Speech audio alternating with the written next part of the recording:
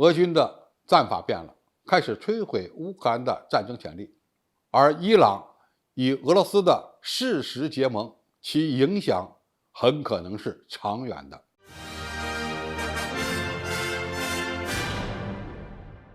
观众朋友，大家好，我是付天少。在克里米亚大桥被炸之后，俄军对乌克兰境内纵深的基础设施，特别是发电站，进行了连续几天的报复性打击。普京随后表态，对乌克兰的报复性打击已经结束，所有的目标已经被摧毁。然而，事态的发展似乎并不完全是这样。近日，俄军首次空袭了乌克兰的能源决策中心，并且连续的使用伊朗的沙赫德136无人机来打击乌克兰的电力设施。乌克兰军队司令部的报告称，至少有40架无人机从乌克兰的南部飞往北部，其中大部分飞向了基辅，攻击了乌克兰能源公司的建筑群。俄罗斯认为，乌克兰的能源决策中心影响着乌克兰工业领域维持乌军战斗力的能力。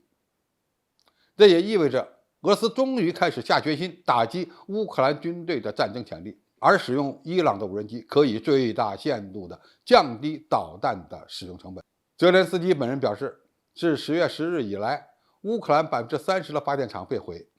乌能源部长也提到了同样的数字。乌军的大量装备将因为缺乏电力供应而无法发挥作用，特别是那些用于侦察传感、通信传输和精确定位的电子装置等等。这充分反映出俄军作战策略的变化。与此同时，乌方也宣布已经完成了航程为1000公里的无人机的研发。该型无人机似乎是一种巡飞弹，它的弹头重量为75公斤。这样的距离将会使这种自杀式的无人机能够飞到莫斯科。它也预示着俄罗斯接下来也将面临着乌克兰方面的报复性打击。莫斯科将不再安全。在这里我们要注意伊朗与俄罗斯的军事合作对俄乌战局的影响，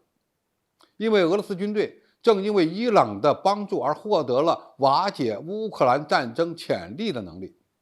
过去，俄罗斯用昂贵的巡航导弹来打击乌克兰的基础设施，这样的做法，它根本就玩不起。而现在有了伊朗廉价武器的助力，那么打长期的消耗战，俄罗斯就有了一定的本钱。美国的《纽约时报》最近声称，伊朗和俄罗斯现在都把美国视为敌人，两国的事实联盟具有多重国际影响力。首先，伊朗正在通过与俄罗斯的军事合作给美国施加压力，进而对伊核协议的谈判带来影响。如果美国不能够在关键的问题上做出让步，伊朗就会通过俄罗斯军队让乌克兰流血，而美国在乌克兰是投下了巨额赌注的，因此他根本就输不起。俄罗斯正在通过伊朗廉价无人机来获得消耗战的优势。美国国防研究机构 CNA 的俄罗斯专家科夫曼说，俄罗斯可以利用无人机来瞄准电力、燃料等设施，试图在经济上拖垮乌克兰。这场战争扭转了大国向小国出手武器的一贯模式，也让伊朗的自杀式无人机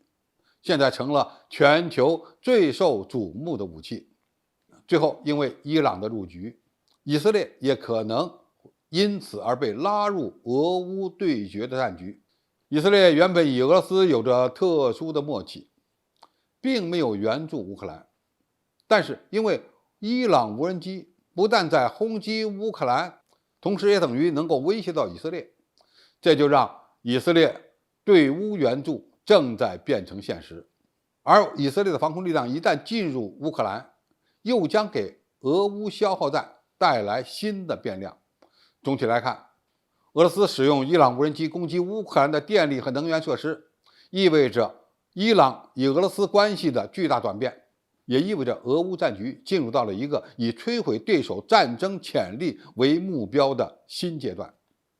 未来，乌克兰的同类无人机也将登场，俄罗斯恐怕也会像乌克兰一样永无宁日，这才是最令人担忧的。由于伊朗无人机使用的技术比较低，这样的无人机比较便宜，俄罗斯可以买。那么，乌克兰在西方国家的帮助下，也可能会快速的获得同类型的廉价无人机，这将对俄乌冲突的发展产生重大的影响。